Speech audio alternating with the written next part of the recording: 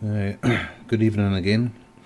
It's still the 21st of October, Saturday evening.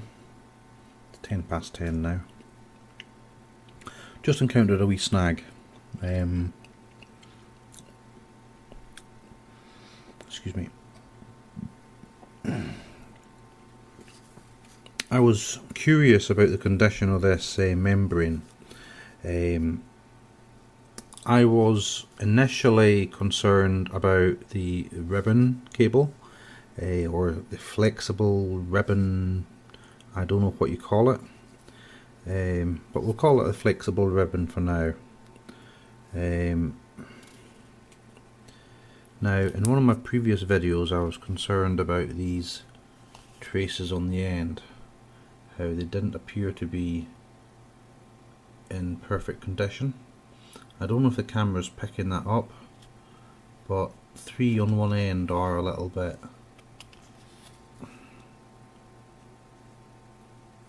they don't have the same level of conducting surface as the rest of them, but that's not going to be an issue, I don't think, now that I've discovered what I've discovered. Not only is there a crack here in the plastic, I can only think of it as a crack, but there seems to be a little bit of damage just right there on that trace there. Now I'll try and get a better picture for you, but basically a lot of the, I don't know if you can see that in the lighting, but the plastic surface in places is bubbling. Now it was like that before I started cleaning it, okay? So it wasn't the cleaning agent that I used, because I checked that on one area and it hasn't damaged it at all.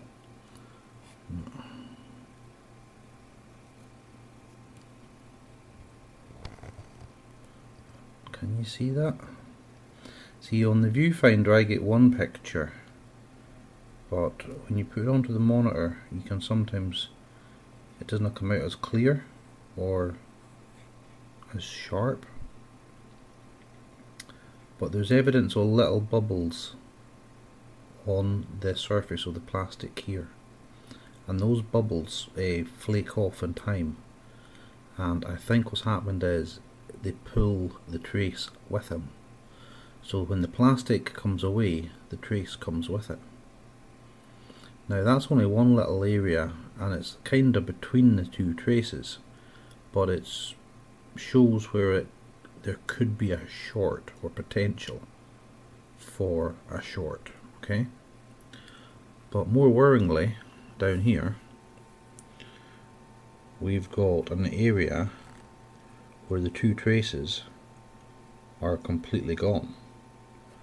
So I don't know what's happened there, but there does seem to be some sort of corrosion in general on the plastic. Now I know plastic kind of corrode, that's the wrong term, but a sort of degrading of the surface of the plastic here.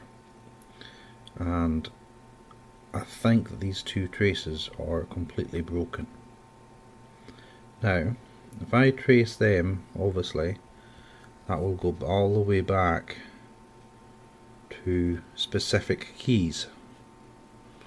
I'd need to do that more carefully, but there's 30 traces, and I don't know exactly how many keys there are on the keyboard, but I'd imagine there's a trace for every key.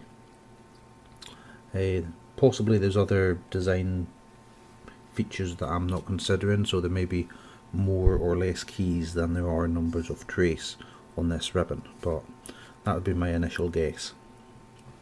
So I'm wondering if I've never noticed that these specific keys are not working, and that's maybe why the person gave me the Amiga in the first place. But that's okay. I'll look into this and see if I can repair it, because I do believe that these can be repaired if you're careful. You can certainly get conductive pens which apply a glue-like substance onto the trace, which is impregnated with silver, and then you apply a moderate amount of heat to cure it, and that leaves a flexible and durable conductive strip where your trace should be, which basically restores that circuit. So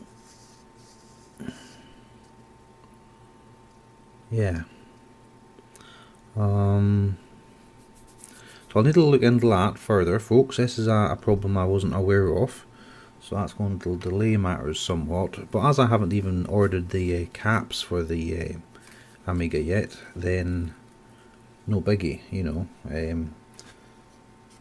I may even get this repaired before I get the caps home, so we'll see what happens. But it is adding additional cost to the project, which isn't really worth it, to be honest. I've spent 50 quid on a desoldering station and a soldering station, you know. Plus there's going to be the cost of the caps. That's about £8. And then the cost of a conductive pen for this type of work is about 20 quid, maybe more, with postage. And you know, you're already looking at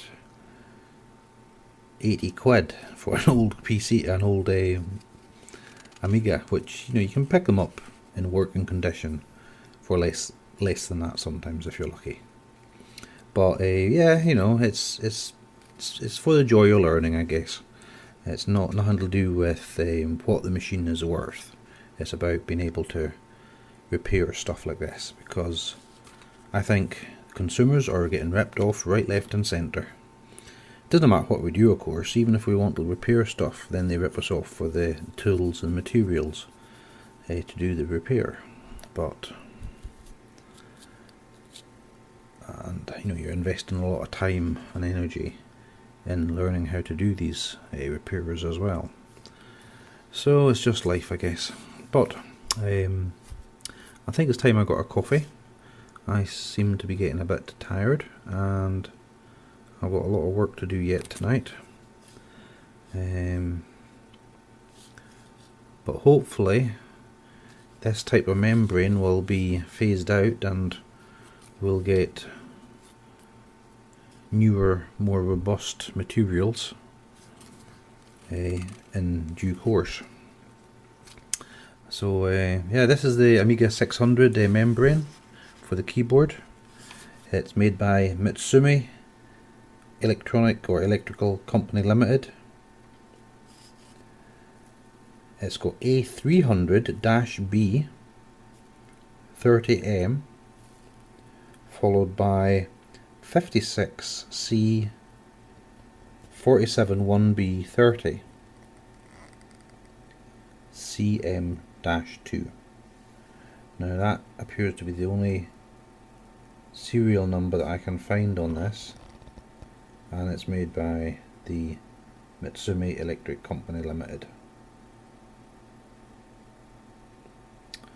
These are impossible to find new. You cannot get them new. There is a replacement